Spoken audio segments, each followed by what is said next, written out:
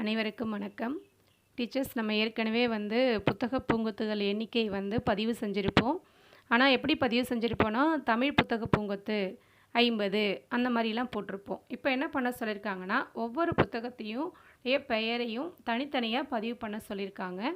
So அதை எப்படி பதிவு பண்ணுறதுன்னு பார்க்கலாம். நம்ம ஸ்கூலோடைய யூசர் நேம் பாஸ்வேர்ட் போட்டு ஃபஸ்ட்டு லாகின் பண்ணணும்.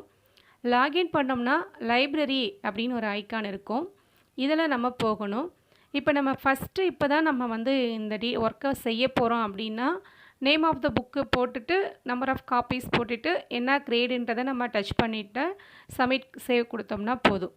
இல்லை நம்ம ஏற்கனவே புக்ஸ் எண்ணிக்கை போட்டிருக்கோம் அப்படின்னா, அதை எப்படி எடிட் பண்ணி ஒவ்வொரு புத்தகமாக பிரித்து போடுறது அப்படின்றத பார்க்கலாம்.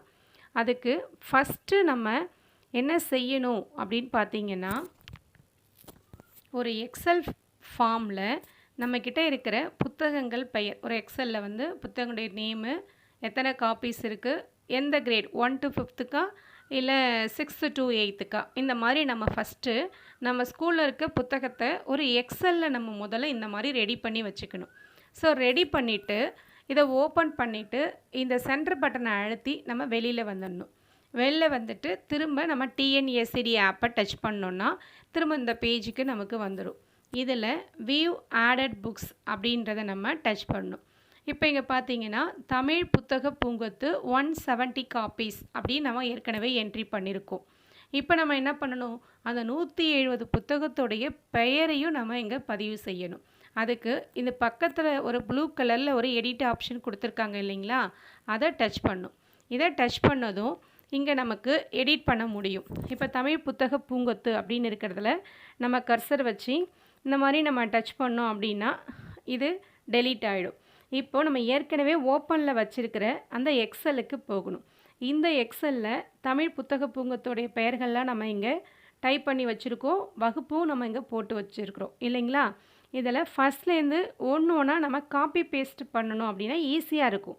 ஒவ்வொரு புத்தகத்தின் பெயரை நம்ம அங்கே டைப் பண்ணுறதுக்கு பதிலாக இந்த மாதிரி ஏற்கனவே நம்ம எக்ஸலில் டைப் பண்ணி வச்சுருந்தோம் அப்படின்னு பார்த்தீங்கன்னா ஈஸியாக இருக்கும். பார்த்திங்கன்னா, கிராமப்புறத்து குட்டி கதைகள். ஸோ இந்த புத்தகத்தை டச் பண்ணிவிட்டு காப்பி கொடுக்குறோம். உடனே நம்ம பேக் போயிட்டு இதில் பேஸ்ட் பண்ணுறோம். சரிங்களா. பேஸ்ட் பண்ணிவிட்டு இங்கே 170 இருக்கிறத எடுத்துகிட்டு 1 அப்படின்னு போடணும். கொடுத்துட்டு இது எந்த கிரேடுக்கு 1 to 5க்கு. ஸோ அது ஆல்ரெடி இங்கே 1 to 5 காமிக்குது. ஸோ இதை டச் பண்ணிவிட்டு சேவ் கொடுத்துட்றோம். ஓகேங்களா. இப்போ திரும்பவும் இதிலே நிற்கும். திரும்பவும் நம்ம என்ன பண்ணணும், இப்போ இங்கே உங்களுக்கு பாருங்கள், பேலன்ஸ் 168 170 இருந்தது இல்லைங்களா. ஒரு புக்ஸை நம்ம ஆட் பண்ண இங்கே நமக்கு அதோடைய வேல்யூஸ் குறைஞ்சிக்கிட்டே வரும். இப்போ நம்ம தமிழ் புத்தக பூக்கு 170 ஃபஸ்ட்டு இருந்தது. ஒரு புத்தகம் போட்டுட்டோம், ரெண்டாவது புத்தகம் போட போகிறோம். அதனால் 2 புத்தகத்தை குறைச்சி இங்கே 168ன்னு காமிக்குது. திரும்பவும் அதே மாதிரி இந்த இடத்த நம்ம எடிட் ஆப்ஷன் பண்ணிவிட்டு இங்கே அதே மாதிரி பேக்குக்கு போயிட்டு செகண்ட் அடுத்த புத்தகம் என்ன நம்ம பதிவு பண்ணி வச்சுருக்குறோம், காற்றாலை. ஸோ அதை காப்பி பண்ணுறோம். திரும்ப பேக்குக்கு வரும். இதில் நம்ம பேஸ்ட் பண்ணுறோம். இந்த இடத்துல 170யை டெலீட் பண்ணிவிட்டு ஒரு காப்பீஸ்ன்றதை கொடுத்துட்டு சேவ் கொடுக்குறோம். இப்போ பாருங்கள், ஒவ்வொரு புக்ஸாக நம்ம இங்கே கொடுக்க இங்கே குறைஞ்சிக்கிட்டே வரும். நெக்ஸ்ட்டு அதே மாதிரி எடிட் கொடுக்குறோம். திரும்ப நம்ம பேக் போகிறோம். நெக்ஸ்ட் அடுத்த புத்தகத்தை அதே மாதிரி நம்ம காப்பி பண்ணுறோம். நெக்ஸ்ட்டு இங்கே பேக்குக்கு வரும்.